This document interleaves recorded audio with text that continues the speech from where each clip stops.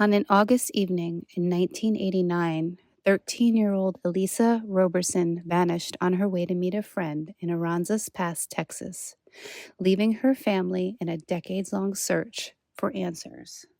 Elisa's case remains unsolved, but her family continues to fight for justice, offering a $20,000 reward for information leading to an arrest or conviction. Today, we will speak with Ruby, Elisa's sister, and she will share the impact of Elisa's disappearance, her family's resilience, and their unwavering commitment to keeping her memory alive. We have Ruby, who's the sister of Elisa Roberson. And of course, we have Tara, always me and Tara here, and Shayna from Light the Way, who you'll get to know a lot better. Talk a little bit about how you connected with Ruby and then I know connected us at some point. Absolutely. Yeah. So Ruby is the sister of Blanca Elisa Roberson, who has been missing since August 6th of 1989 from Aransas Pass, Texas. And we really were honored to have Ruby reach out to us after she had been working with the nonprofit Season of Justice to help bring more awareness to her case. So, when Ruby reached out and told us about what was going on with Elisa's case and what she was looking forward to doing to bring more awareness, to get more flyers out, to try and just get some media and attention on Elisa's story and really on their family's story, we were very honored to help. And then we have been really honored to be working with the Gabby Petito Foundation and then the missing group within that. And your support for Missing Poster Monday has just grown over the last year and a half to 2 years. And I thought that this would be a perfect way to connect a family who is in need with an organization who has such great reach and who is a family who understands. We were really excited that Ruby was able to make that connection through Season of Justice to us, to the Gabby Petito Foundation. And that's truly what it is in this community, is making those connections to spread awareness for these cases. Amazing. You're amazing. I'm so glad that we connected. Well, Ruby, if you would like to introduce yourself and tell us about your beautiful sister and just kind of introduce us to her and who she was as a person. Thank you. And first, I want to thank you, Nicole. Like Sheena was saying, like there are so many families out there that are hurting and they're able to turn that pain and that hurt into something to help other families. And I think in doing that, it helps our pain and it helps us to heal in a way that other people may not understand. And I want to say first, sorry, I'm so sorry for your loss. And your daughter, Gabby, was such a beautiful soul. And she is 100% with you every day doing this and guiding you, because I strongly believe that our loved ones, I feel that Elisa's with me every day too. And there's just times that I just feel her strength kind of carrying me along. And when I remember other people and think of their struggles and try to turn that a little bit, it helps me, I think, to heal when we're able to make those connections. It's something that I haven't experienced, but in this last year that we've made these wonderful connections. And like Shayna was saying, it's all networking, it's supporting, it's helping other families and families who have been there who can then support other families who are going through it and kind of guide them through it. I think it's just amazing. And it's been the most healing in 35 years of dealing with this pain and loss. The last year more than ever has been the most healing for me and my family, I think, because of that, because of other people like you and organizations like you, Like the Way and Season of Justice, I think. So that being said, it's been an honor to meet such wonderful people and to help in this thing that's bigger than ourselves some days. My heart goes out to you and your family, because 35 years is way too long to go without any answers to know what happened to her. Thank you. Thank you. Yes, and that's what's been the most, anytime you have a tragedy like this, when your child's taken from you, or a family member, or it's painful. It's painful enough, and to even knowing that's painful, but then not knowing, it adds another layer that just, it's just hard. It's just hard to make peace with that not knowing, and not that knowing makes it any better or easier or less painful. It's still just as painful, but just the not knowing and wondering, and not having answers, and has been hard. So yeah, we always say it's you never get closure, but you do get to start the grieving process, which I don't think that you're able to do. I don't know, maybe I'm wrong. After 35 years, I mean, you can't really. You still have you don't have answers. You don't have answers of where your loved one is. I think Nikki asked this already, but tell us a little bit about her as a person. I Yeah. mean, she was how old when she went missing? 13? Yeah, she was 13, and that's when you're fighting so hard. That's something that I talk to people about. When you're fighting so hard and trying, to find answers, and you're fighting against, law enforcement. You're fighting against, the court of public opinion. You're fighting against so much and so many odds out there. You kind of forget the person.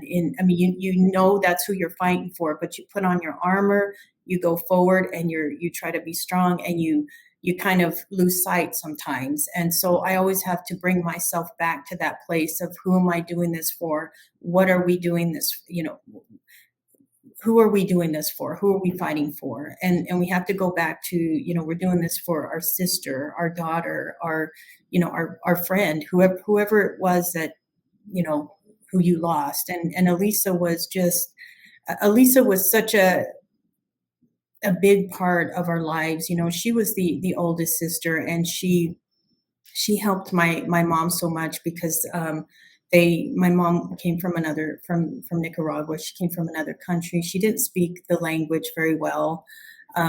My dad, my parents had divorced and separated, and life just kind of took them into different places. And so my mom was left here really with no support, no family supports at all. And so Elisa, because she had spoken both Spanish and English, she was my mom's translator. So anywhere that my mom went, appointments, doctor appointments, the state office, anywhere that she needed to go, Elisa was with her. And our family was kind of, there were 4 siblings, and Elisa was the oldest, and she just was always the one that made sure that we were all doing what we were supposed to be doing, and that we were listening to mom. And so she was just kind of like this second little mom. She was second in command. And so, but that being said, her being the oldest, she was also funny. And I remember we would just laugh so much. And I think that's what our family, we were able, and I don't know if this is a common thing with families or people who've had a lot of pain, there seems to be a lot more humor. And I think that's like a coping mechanism. So in our family, we were, between us 3 little siblings, we were always laughing, or 4 siblings, laughing and riding our bikes and just having so much fun. And being from South Texas, we would stay up late and get catch the little lightning bugs, put them in jars, and that would be our little lantern. And Elisa loved it. Was the 80s, and so MTV was big, and we would watch MTV and listen to all those 80s butt rock videos. And there would be times that we would spend hours just trying to listen to a song, and we would we would listen to it over and over again on a tape, trying to write all the lyrics down, because we wanted to know the words to the songs. And so that Elisa and I had our little relationship, where we bonded over certain things. And and she was just really, really cool. I just remember she had a lot of friends, and I always wanted to be around, and I'm sure I got on her nerves, and she just wanted us little ones to just stay home so she could hang out with her friends. But she just, anytime I listen to butt rock music, it always takes me back, and I think of Elisa, and I just, you know, and the interesting thing in the last year, since my mom and I have been talking more about it, and my little brother, we have found some of our memories are coming back.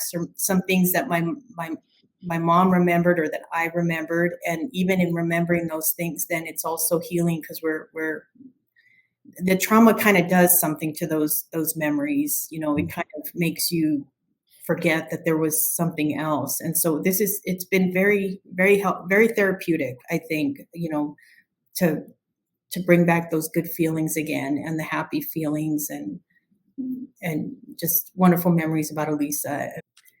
Do you have memory of the time she disappeared? I know you were young. Like, how did that all happen, and what do you remember about that?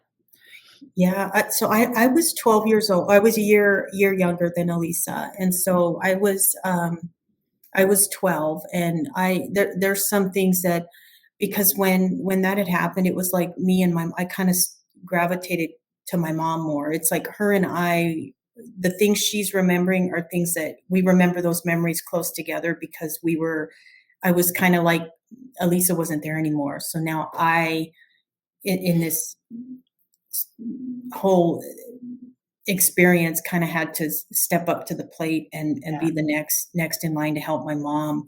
And so my little brothers, I don't know, it's funny, I don't I don't remember a lot of what they were doing, what was going on in their lives. And for a long time, my brother, to this day, my youngest brother, my brother, they were both younger. Tony's since passed away, but my brother Alex, the baby, he was only 4 at the time.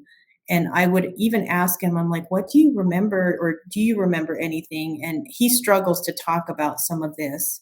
What do you remember of that day? And he told me, he goes, all I remember is Tony and I went to ride our bikes, and when we came back, all hell broke loose. Mom was hysterical, and that's the only memory he remembers of that time. I remember with Elisa. So she was going to go meet a friend that day, and she had already spent the day before with a friend. And when she got home, she was ready to, it was the end of the night or end of the day, and she was home for the day. And another little friend of ours, a friend of the family, had just called and asked if Elisa could come and play. And she asked my mom, and my mom said, no, it's getting too late. It's time to stay home. And told Elisa and my mom, hey, I'll meet her halfway, because she was with another little friend. And she said, we'll meet you halfway, and then my dad will bring you home. And so then when my mom heard that part, she agreed to it. And she thought, well, that had happened before. We trusted them. So she said, yes, you can go. It's okay. And she went, and they were going to meet at the school, which was just a 6-minute walk from the house. It was just a short couple blocks. And then by the time that they got there, Elisa wasn't there. And so she had turned around. She got to the school, and her little friend, and they went back to her house. And that's where they called our house and asked us if Elisa was still there, if she had left, or what time she had left. And I remember my mom was in the kitchen, and I remember she heard me on the phone when she shouted, tell Elisa should be with you right now. She should be with you right now. And I think in that moment, it kind of shocked me, because my mom, I think that was the first moment of her panicking. But in my mind, I thought, well, she's just talking to a friend, and she's just being, distracted. So I didn't think anything of it. And I called her other neighborhood friends. And that's how we knew of the friends of ours, the family on the corner. They said, yeah, we saw her. We talked to her. All 3 of them were out outside. It was a nice summer evening, and they all talked to her as she passed. And they said, hey, Elisa, what's up? Where are you going? And she goes, oh, I'm going to meet. They said, okay, have fun. So that was the first witnesses that we talked to that said they saw her as she was walking down. Can I ask you a question? How far is the school from their house? From the people in the corner? Yeah. They were just right across a kitty corner from our house. So they were probably about the same distance, give or take a couple of minutes, Okay. probably 5 minutes. They were a little closer. Okay. And so it's a small neighborhood. The streets, we didn't have any sidewalks or curbs. I don't know, the area was just really different. So you could see quite a ways. Probably you could see the school from their house. And so we just kind of waited. And then at some point, then Dad called our house and asked my mom if Elisa had come back. And we again told him she hadn't made it back. She wasn't there. And that's when he said, we're going to go look for her. And so we didn't have a car. So the only thing we could do, right, is just call friends. And we just kind of paced the floor trying to, wondering when we were going to hear from Elisa. And then and the little girl they were with went looking, and then at some point they finally come to our house. I remember it was starting to get dark, and the little girl, they had, which has always struck us as so odd, they had actually stopped by Dairy Queen and picked up an ice cream cone before they came to our house, and that was just the oddest thing. And part of me just thinks, well, maybe they just didn't think in a million years Elisa would end up missing, and that maybe they thought she would be there. Let's grab her an ice cream cone. But then the back of your head, you're like, wow, I don't know how you could even be thinking about that when, there's possibly a little girl missing. And so at that point, I asked my mom, have you heard from Elisa? And she said no. And that's when he told us we needed to call the police. And the police came in. The call went in at 9:49 p.m. And my mom had me call, and we were able to pull the records. And on the records, it said because my mom didn't speak English, and it says, my sister hasn't come home yet. My mom wants a police officer to come to our house. And so that just blew me away because I don't remember making that phone call. It just blew me away when just kind of so surreal that me as a 12-year-old little girl was making that phone call. That night I do remember the police officer coming out, and I do remember him taking the report and asking us questions. And I remember the kind of the feeling of, well, she's probably with a friend. She's probably going to come home. And I didn't know at the time that retired Lieutenant Wilson was supposed to be, she was over the juvenile division. So anytime there was a case of any juvenile being involved, she was to be notified ASAP, even if when she was off duty. And the officer didn't notify her, and they just kind of they filed it away as a runaway. Okay. I didn't know this until the last few months that it was filed away as a runaway. And it wasn't until the very next morning, Monday morning, my mom, with us kids in tow, just all of us went to the police station. It took off right from there. And of course, all the crazy stuff, the search and rescue teams, the detectives, the cops coming in and out of your house, the helicopters.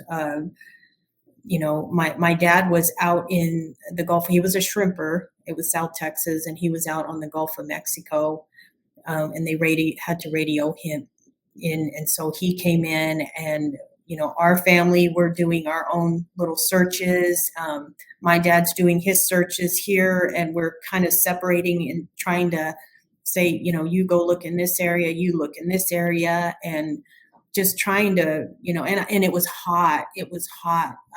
I remember so vividly that how hot it was and how thirsty we were, and just walking down the alleyways and looking in the dumpsters and in abandoned houses, and just so hot. And I just remember walking and walking and walking, and just that, panic, and it was the most, most awful. I mean, yeah, I never want to experience that again. It was horrible.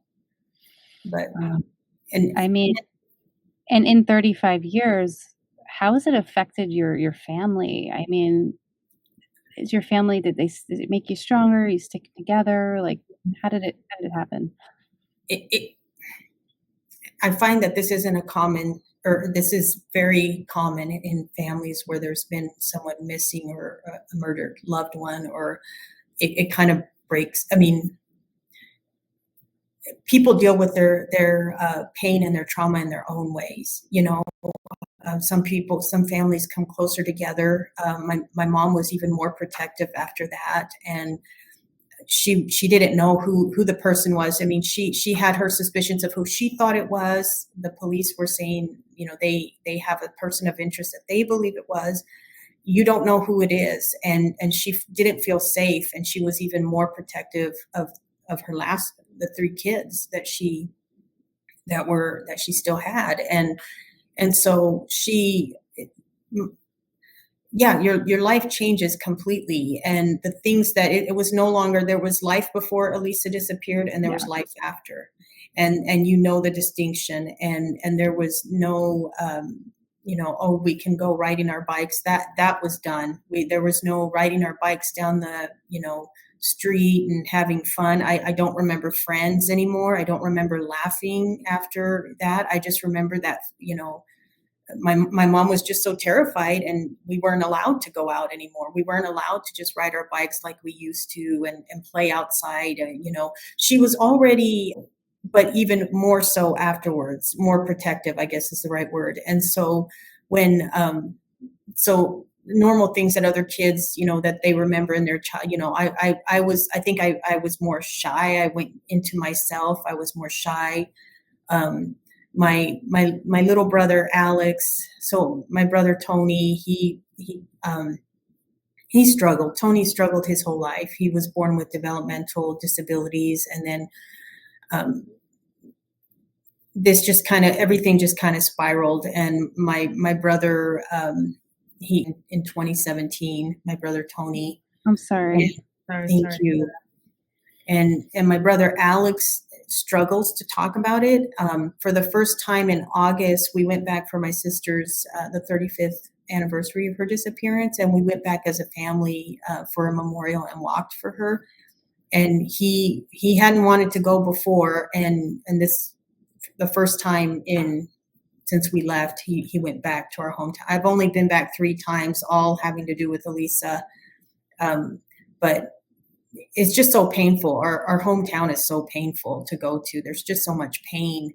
And the first time I went with my husband, my mom didn't go because it was too hard. And the second time my mom went, now finally the third time my brothers come. And so finally we were there as a family, and for the first time in all those years, and we needed each other. And I think he finally started opening up because he dealt with things differently. He didn't want to talk about things. He thought, why are we even talking about this? Let it lie. Let's get on with our life. It's just, that was the way he coped with it. And my mom for a long time didn't want to talk about it either, but now she can talk about it. My dad, he passed away in 1998, but it almost felt like it broke my dad. It broke my mom. It just broke their spirits. It broke something so deep in them. And I think he died sooner than he died. I think had this not happened, you could just see the pain and the suffering in their faces and in my dad's face. And I remember he would talk about, he couldn't talk about Elisa without crying. And so it's just, yeah. And I think now in today, like, there's a lot more services to help for families and, victims' families. I don't think they had that back then. Were you able to get any type of help at all mentally? Yes, as an adult. You didn't get it at the time. No. I mean, there was you're right, that nobody talked about therapy. My mom couldn't talk about Elisa for a long time. So there wasn't, I couldn't talk to my mom, because, and you kind of follow your parents' lead. My mom's in pain, she can't, it was just so hard. And you just kind of just kind of hold it in. And I know my mom's, she suffered in silence too for so long, and no, there was no Yeah. therapy. And I don't think to this day my mom has had any kind of therapy actually. She has just turned, she's turned to God, and she's turned her, that's where she gets her strength, is from God, her prayers, she just, that's the best way, we have to hand it over to a higher power, and you have to let him heal you, or let your higher, whoever you pray to. And so that's how she's found her peace. And of course I've had my, years of therapy, of course. And I'm so grateful to have the support system. I've got a great husband, and a mom we can talk to, and we can share our pain and struggles together. I've got a great family. And so I think that's the key. If you have the people around you who support you and who can walk you through it, and you can talk, because that's the thing, is when we have to shut down, when we have to keep it all inside, when you can't talk about it, that's when you're just gonna, you're never going to be able to really kind of live a good life without, it's always going to be there. The pain's always there, but you have to live your life. You have your kids to live for, your grandkids, your spouse, your parents. You still have to. I say that all the time. The scar's always there, but I mean, our kids have a very long life to live, and Gabby would want them to have happiness. Gabby would want them to find happiness and be able to, enjoy life and do things that are, I know she's alongside with us. So yeah, that spiritual type of guidance, I think, really does help. It helps a lot. So I'm glad that you and your mom are finding that. Now let's just talk more about her disappearance. And are there leads? Because we want to get this information out to as many people as possible, because maybe somebody out there hasn't heard that's in that neighborhood, or maybe they did see something, or, maybe they can bring some type of. Ruby and Shayna, you want to kind of touch on some challenges that not only you, but some other families might face? The first thing that, I really heard and resonates with me is when Ruby talks about her life changing instantly. And I know that you all feel that too. We often say to our families, we understand that the trajectory of your life changes in a moment. What you thought was going to be changed. We have people who were in college, who left college, came home, didn't finish. Their lives just completely change in an instant, because it has to. And so we think about, how are law enforcement agencies supporting that, right? Like, families can go out and get their own therapy, but that costs money. That's resources that families need to come up with, and it's not always there. So Light the Way is an organization. We're a private organization who helps these families, and we're so honored to do it. But what we would like to see is that there are more law enforcement agencies that are stacking these families with state appointed victim advocates. And we know that they're there for some cases, but why don't we see that more with missing people? Why aren't they there to help families like Ruby's understand the process? Because unfortunately, in Elisa's case, it has not always been the smoothest sailing case with law enforcement. They haven't always had the best relationship. Incredible job in trying to repair that. That's something that we try and help families with too. But it's not easy when you are hurt and you have 35 years of tension. And sometimes that tension can be pretty bad, because people have burned you. And you're looking for, and I don't want to say justice. I don't know if justice is really the right word. I think of it more as resolution, right? An answer, like you said, Tara, so that you can grieve. You can find a way to heal that grieving a little bit. You're always going to miss that person, right? There's a chunk of your heart that's gone. But when you have no one supporting you from that organization, I think that is a huge challenge for families. And that's why they're seeking other people on the outside to help them. And we need more of that internally from law enforcement. So that's one of the challenges I see. Well, this isn't one state. This isn't, one sheriff's office. This is happening nationwide. This is happening in 30-year-old cases. This is Mhm. happening in 2 or 3-year-old cases. Mhm. So how can we repair that so that families are being supported? I see that as a challenge. And I also see a challenge, and I know, Ruby, you've done an incredible job of advocacy. How do you generate new tips and leads? Other than if you have a lead and you go follow up on it, right? Like you might get more information that way. But if you're not putting out billboards, doing media, updating flyers, how else are you going to generate new tips and leads on a 20, 30-year-old, 40? We have a 47-year-old case. Mm-hmm. How else will you ever get a tip on that if you're not doing those things? And that's why families reach out to organizations that can provide billboards, flyers, help with media blitzes, because law enforcement isn't doing that. And I have to say, there are some law enforcement agencies who are trying this. I was I just know in going to say that Massachusetts, there are law enforcement that, I mean, there was yes, that woman that went missing in Fort Myers recently. Yeah. And they wound up finding her, but the law enforcement, they kept posting it on their social that's media awesome. to try to get tips. So I think Yeah. that's something That's trying to huge. get them encouraging law enforcement to post these things on their social media page, because a lot of people do follow their pages in that Absolutely. community. So if they're sharing it, then they know this is a real case, and then they will share. Other people will share it. So I think it's just encouraging that. Absolutely. I think there is such value in that. And it's little effort. In Massachusetts, they have a cold case Facebook group. So it's just the cold cases in Massachusetts. They have cold case debt cards that are passed out in prisons each year. They highlight for commemorative dates for people. They're putting stuff out. They've done billboards in Massachusetts. Are there families in Massachusetts who are upset? Absolutely. Absolutely. Of course. They're waiting for resolution from their family. At the beginning, hindsight's always 2020, and there's always things I know, you can't judge 1989 by today's standards. There were a lot of things that, shoulda, coulda, woulda, but at the end of the day, they truly, the detectives at the time they did everything they could, and that they knew how to help bring Elisa home. And I think we're still, well, there was a long time that, we've reconnected in the last, since 2016, we've reconnected with the original detectives on the case. And they said, the police department's not giving you answers.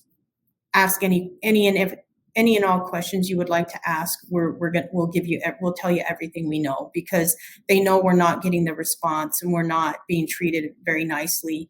And we almost feel like we're treated like less than, dirt on their shoes. And that's the sad part. It just makes you feel when you're not validated.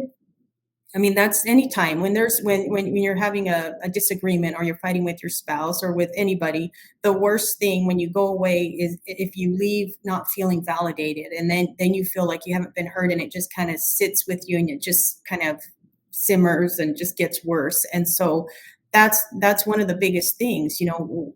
Why not talk to us? Why not? It feels like everything that we're doing, it's us doing. It's either our family or the advocates that are helping us. It's us. And something as simple as just posting just an awareness flyer, even our billboard that we put up, I get so No, upset. it's a tiny bit of compassion would go a really long way. If they Yes. just said, "Yeah, we'll post that on our page." What is so hard about that? It's somebody Right. in your community. This is your community. Why wouldn't you post that? It just doesn't Mhm. make any sense to me. And Because there could be one person in your town, one person maybe that saw something that maybe, would say something anonymously if they saw that on there. You never know. It could just take that Yeah. one extra person. Your sister is still missing. She's still not, she still has yet to be brought home. You still have yet to find out what happened to her. You Yes. deserve to have some type of answer, or you deserve some type of support from them. And like you said, it's just a little, when we went, we had asked, we requested that they, in order to honor our Elisa for her 35th anniversary of her disappearance, we asked them if they would designate August 6th as Elisa Roberson Remembrance Day. And they signed the proclamation. They announced it in city council. And I had asked, would the mayor be willing to come? Because at least where I'm from, when there's a proclamation, usually the mayor is there to hand the proclamation over to the family. I mean, we see that all the time. Will the mayor be presenting this to my mom at the memorial walk? And I was told, so I was told by the secretary, I could either come and pick it up, or she could mail it to me. I kept asking and I kept calling, and I says, well, will someone present it to my mom? And it just, finally, it was like, I felt like she was frustrated with, and finally they were able to get only one city council member who happens to be our friend. I grew up with him, and he knew my sister and me, and he agreed to be there and present it to my mom. None of the other council members showed, not the mayor, nobody. And you would think that something like this in this small town, it's a small town, and everybody knows about Elisa Roberson, and for them not to think that it was important enough for somebody, more leadership, or the mayor or somebody, but just one city, and that just speaks volumes of where their priorities are, and then it just, I just couldn't believe it. Little things like that just make a difference, and just kind of helps with that pain a little bit. But again, when you're not validated and you're treated like you're nobody, it's sad. It's really sad. That's awful, Ruby. I am so sorry that your family has had to go through that. Yeah. If we could flip it around a little bit, what are some positive things that support that you've had over the years that has been helpful to your family? I don't think we would have survived had we stayed in that town. And so the best thing that happened to us is that my mom had some good friends from the church she went to that helped to move her from Aransas Pass to Idaho. So that's why we're here today. And had that not happened, I don't know if my mom would have survived. I think it was just, it's like a cloud hanging over you, and you're terrified, and everything reminds you of this horrible thing that happened. And the best thing we could have done was leave that situation. Yeah. And we get a lot of criticism for that. We've been told that, my mom's guilty. She has to be guilty, because why would she move and leave knowing that her daughter might come back? And my dad was the one who moved first. That my parents were separated. He moved to Alaska. He wanted to go as far away, and he didn't want to be anywhere near it. It was just so heartbreaking for him. So he went to Alaska and told us, come with me. And my mom said, no, I can't. My daughter might come back. She may come back. And after a couple more years of being there, it's like you have people are, always staring at you. You're afraid. You've got this cloud of darkness just following you everywhere you go. And so finally, when my mom had her friends help her, it's almost like we could start a new, we could do a reset. And in a way, you don't forget, but you could start like a fresh start. And it helped. I feel had that not happened, we wouldn't be sane, functioning, and as whole as we can be today had we not left. And we've had some great people along the way who helped our family. I met my spouse here, and I'm happy. I'm happy, and my mom is happy, and my little brother, he's living in San Diego, California, living his dream. He's a skateboarder, and he'll never grow up, and so he's by the beach. So he's enjoying his life the best he can too. And so, and then through all this with Elisa's case, we've been connected to so many people and so many advocacy groups and people who understand, who have been there. And that just kind of uplifts us and makes us feel like, and that's what my mom said. She was, finally, people are listening to us. People are hearing us, and people are, we're not being told to just shut up and go away. And she said, finally. And what she told me, she goes, I just had to tell myself eventually Ruby would get old enough because I can't do this fight anymore. Like it was just too hard on my, she fought and she fought and she fought. And she just couldn't get anywhere. And she dealt with the same thing. And she goes, I just have to wait for Ruby when she's ready to take the torch. And it took me a long time to finally get here and to finally get angry enough and say, now I'm going to give it my all. And I told myself in October of last year, I told myself, I'm going to give it everything I've got. I'm going to give myself a year. And if I haven't gotten anywhere in a year, then I'm going to just be at peace with it. And I'm going to let it go and just, make peace with it. Well, it took me a year to finally start seeing the progress that we've been making. So I said, well, I can't quit now. So we got to keep going. And we've just, we've just, it's just been really awesome in the last year. We've seen so many great things coming, so many friends. Season of Justice, right? You got a billboard. Mm-hmm. Yes. So we got a billboard up. Our family was able to put together within our family, we were able to put together a $20,000 award for any information. We just want resolution. We do. We really do. We just want resolution. At this point, the person of interest that the original detectives believed was, he's 95. He's, if he's the one, and the other person that my mom believes is responsible, nobody knows where he is. So I don't think there will ever be justice, but if we could find Elisa and bring her home, that's all we really want and ask for. And yes, Season of Justice has been great. You just have no choice but to do it on your own because it just needs fresh eyes. It needs, other people to look. Maybe somebody missed something. Somebody knows something, and that's why it's important to keep it alive. Yes, and you're right. A fresh set of eyes, and that's what we've asked for quite some time. We do have some good news where Chief has, after letters and emails and the pressure that we put on them, Chief has told us that they have decided to hand it over to a third-party law enforcement agency.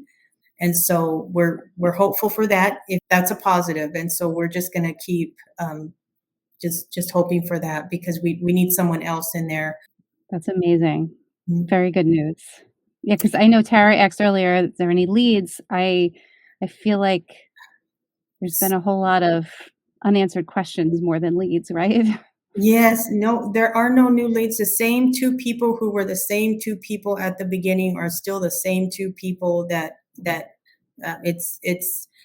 my mom had an abusive boyfriend, and she always believed that it was him that had something to do with it. And then, of course, Deb was the main person of interest from the local, the initial detectives on the case. Nothing really concrete. There were other witnesses that came forward and said they saw Elisa. So we had our other neighbors said they had seen her when she was leaving her to meet. And on the same Goodnight Street, on the same street, there was a friend of the family that said that they had seen her get into a maroon car. And so that's something that we have always, and actually there was another person too, two people that said that they had seen her get into a red or maroon car. Oh, wow. And so that's the one thing that we've always wondered about. We have two eyewitnesses. They knew Elisa. We knew we played in the same playground, and so he knew it was Elisa, but he didn't. He told his mom, but it wasn't until like a week after that his mom finally went to the police and said,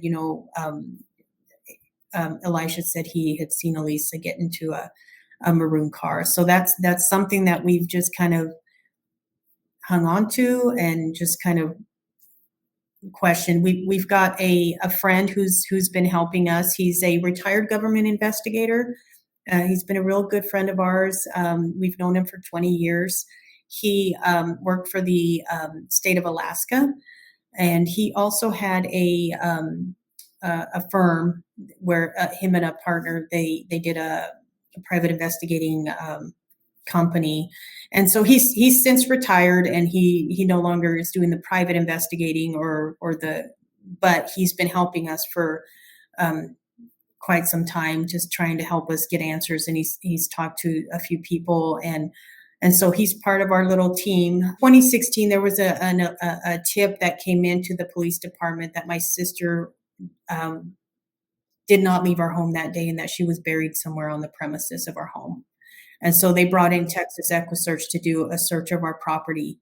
And we're still wondering, we're still waiting to find out what came of this 2016 search. My mom and I went down for my sister's memorial in 2016, and we were asked to come in and talk to the police department, to the captain over the case. And what we thought was just going to be an initial interview turned out to be full-on interrogations. And we did not realize it at the time until it was all said and done that we were being interrogated.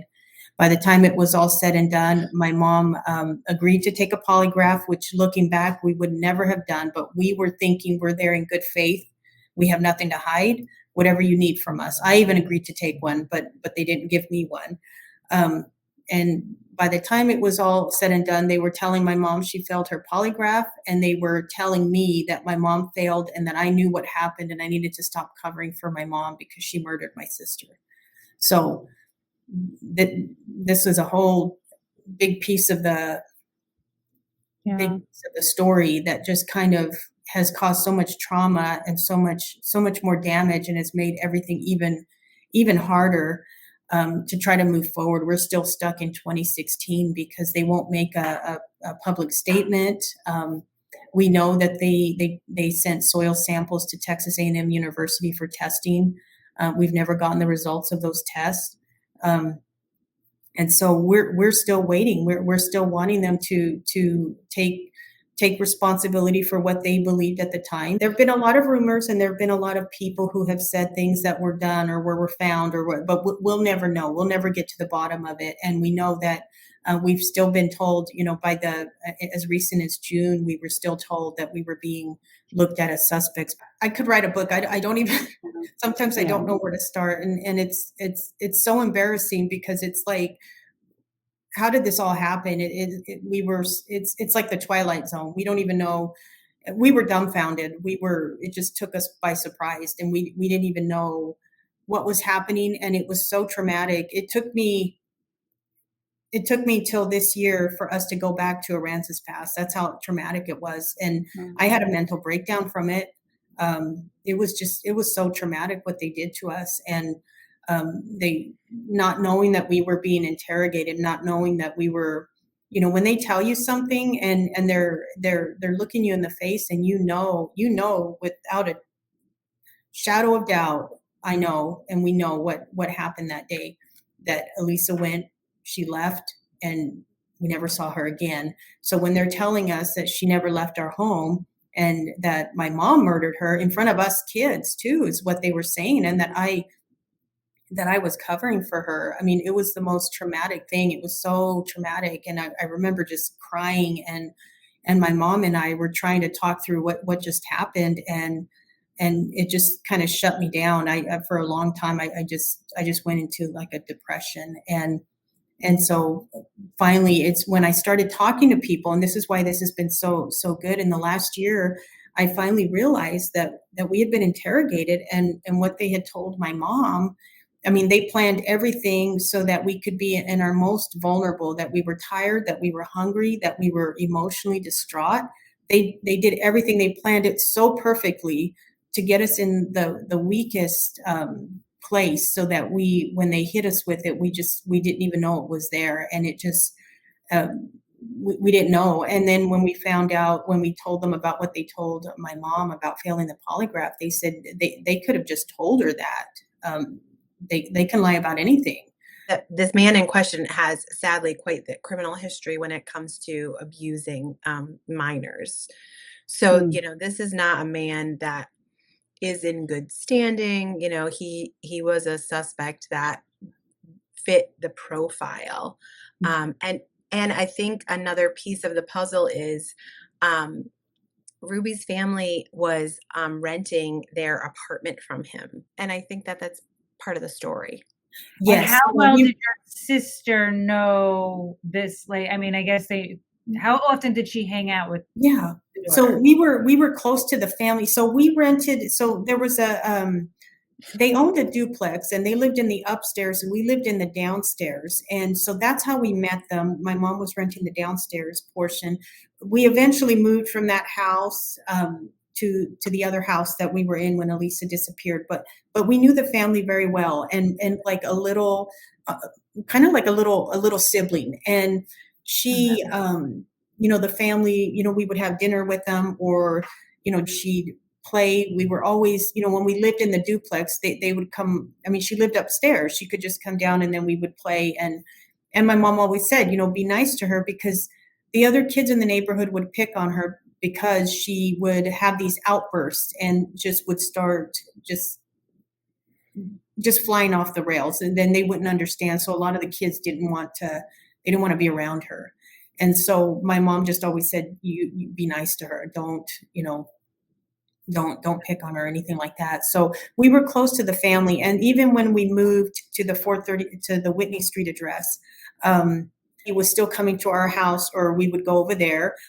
Would always, at the time I didn't see it, but look now as an adult, I see it that for a dad to be that interested in his daughter's little friends, that's off-putting. Looking at from an adult eyes, he would always give her, money, or he would say, and she would come over and say, "I've got some money. Do you want to go get some treats?" My dad says he'll take us to go get treats, and he would take us to the beach, and he would sit us on his lap, and things that we wouldn't think anything of it back then. Now looking back, are just a little cringy.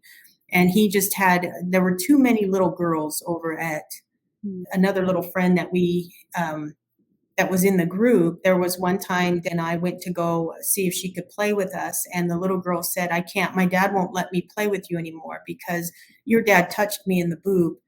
And we went back to her house and she told her dad, she said, "Dad, this is what, I don't want to say the little girl's name, but this so-and-so said this." And within minutes, he gets in the car, we're with him, and he goes over to her house, and we were in the car, and I think he went in to talk to her parents. And for whatever reason, and the little girl, the parents had gone to the police and they had reported it. But then the little girl, we don't know what he told her, but they ended up, the little girl recanted. And so they had to, it couldn't go anywhere. And so he was like you would hear things, but as a child, you're just not certain about things. But he was knowing, talking to other people along the way. He was like a local pedophile. And so It's scary. That's even. And I mean, clearly there's a lot of information with this case. And I'm sure there's going to be people that are ask how can they help? So where can they get information? Where can they go to help? So we've got a Missing Elisa Facebook page that we use just to keep it. I need to do better at keeping updated, but sometimes I have to kind of take a break from it when it gets to be too much. And then currently Raul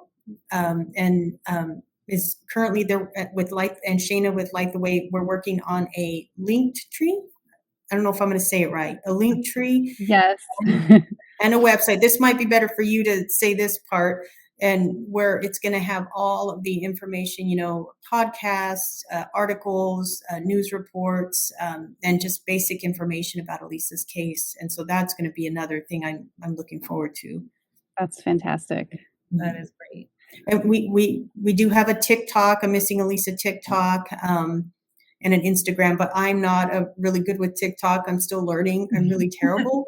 And I'm going to try to put out these, it's really hard seeing my face and doing these little recordings, but I'd like to put out something, weekly, or just to kind of update everyone on what we're doing. Raul's one of the volunteers that Light the Way, and so he works really close with Ruby on helping to bring awareness to Elisa's case. So he has worked on bringing the link tree together, and then Elisa will have a spot on our website that has her own web page that will connect to her flyer that we updated this past year. We post every Monday for Missing Poster Monday. We ask you to share too. It has blue on it because blue is her favorite color. And then we do have an event that we're hoping to do in January 2025, a flyer event in Aransas Pass when Ruby will be back. So look for some information on the Facebook page and through the link tree on that. But just an event where they're hopefully going to be able to flyer the community and bring some more awareness to her story. So what we do on the day of the event is we also have an online canvassing event. So we just ask people to share the flyer to as many missing persons Facebook pages as possible, their own Facebook pages. And we just want to see Elisa's face everywhere we can and across all your social media sites. So we will share that information with you as soon as we get it confirmed. And Ruby is really going to be leading that event, and we're really excited to work with her for that. Well, thank you for doing that, Shayna. That's amazing. It's great to have a place to go to see all the information. People can learn the details and help share as much as possible. So I don't want to keep you all night, but what message do you have to other families that are going through what you have been through? Do you have any messages for them? Yeah, I think just well, it all depends on everybody's journey is different, and there's no right or wrong way to do it. There's no right or wrong way to grieve, and there's no right or wrong way to. There's no shame if you sit back and you just feel like you can't do it, and there's no shame in that. There's no shame in being vocal and advocating. You have to do what you have to do what's right for you, and you have to do it in your time, and not to beat yourself up if you're not ready for it, and there's a time and a place, and if we're not in the right place, in the right frame of mind, then it's okay, and it's okay to step back and to take care of you and to center yourself again. But I think the one thing that I always go back to, and we always go back to the person that you're doing it for. Always take a step back and say, okay, who am I doing this for? And when you get so angry and so upset and so defeated, just step back and just say, who am I doing this for? And every time I do this, I'm just always given this peace, and just it just grounds me and centers me. And so when I can do that, and I say, you know what, I need a week to just kind of just a break, to just kind of disconnect and just give me a little bit of peace, and just, it's okay. And then when I come back to it, I'm just as much, I'm ready to go, and I have the energy again. But you have to take care of you, and you have to take care of your loved ones and your family. And it's you can advocate in the best way that you can, and take your time, and reach out to all these wonderful advocacy groups. Do not give up. I just kept thinking to myself, nobody's answering my texts, nobody's answering, or my emails, my letters, my phone calls. And I just kept saying, nope, I'm going to keep going. And then one group led to the next group, and one person to the next person. And it just kept, networking. And then I just kept, then the right people started, okay, that person aren't there, that group's not, but this group, yes. So I had to just say, well, okay, but this group over here, that's great. So here we've got, look at all the support now that just from not giving up. And I think that's just the important message. You have to be the only one. If the family or the like Shana was saying earlier, if the police department's not going to do it, it has to be you. It has to be the family. It has to be, because there's just nothing will you just, it has to be, there's just no way around that, because you're going to be the best advocate for this your missing loved one. It can't be anyone else. And so with that, I think then we have these wonderful groups and advocacy, organizations just doing everything that they can to help families, and we appreciate it, everything that you guys do for these families that are hurting and need someone to support them. Thank you so much, Ruby. We need to stick together in this with all of these advocates. We're in it together. That was one of our hashtags, together we can. So it takes a village, but we are here. We're here for each other. Yes. Yes. I love it. I love it. I'm just seeing your shirt. Nice. Yeah. This is one of our shirts on our store. So we have a store that raise well, money. then I'm going to have to get one. Another way. It takes a village. We always say, just for missing and for domestic violence, we have to collaborate. We have to work together. That's the best way to get these stories out, as much as your story. They're your loved ones. We need to get them out as much as possible. And you're never going to give up. You're never going to give up. So you're doing it for her, Elisa, and she's proud of you. I just want you to know that she's proud of you. So thank you. And we're proud of you. I mean, I'm proud of you too. 35 years. I'm like, wow, I don't know. That's you're a strong woman. So well, I think that's where I have found healing is this, not only the support from others who are going through this, but also helping, even as simple, I'm not doing much, but even sharing those, the different posts, the posters, I'm advocating for Elisa, but then it kind of warped into Elisa is all of these, they're all the same. They're all somebody's daughter, somebody's mother. And so when I initially started the Facebook page for Elisa, and I started just posting things on Elisa, I thought, well, wait a minute, I've got to, I started, there needs to be a platform to share anybody and everybody who's missing their, a loved one. And so it has helped me to heal, and it has helped me to also feel like I am doing something for others too, and it's this village that kind of helps to bring answers and bring closure, because there are cases that are being solved as we speak because of what we're doing. Just posting, just something simple like that, just posting a picture or a flyer or a poster. It's just, every little thing is helping. It takes all of us. Well, I also want to just add that Ruby has just been an honor to work with her, and her fiercelessness to just keep on pushing is amazing.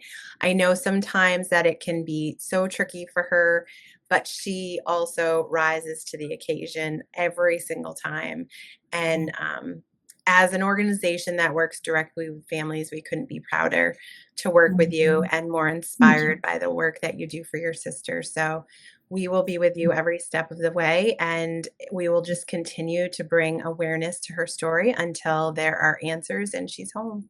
Oh, thank you. Thank you so much. Thank you.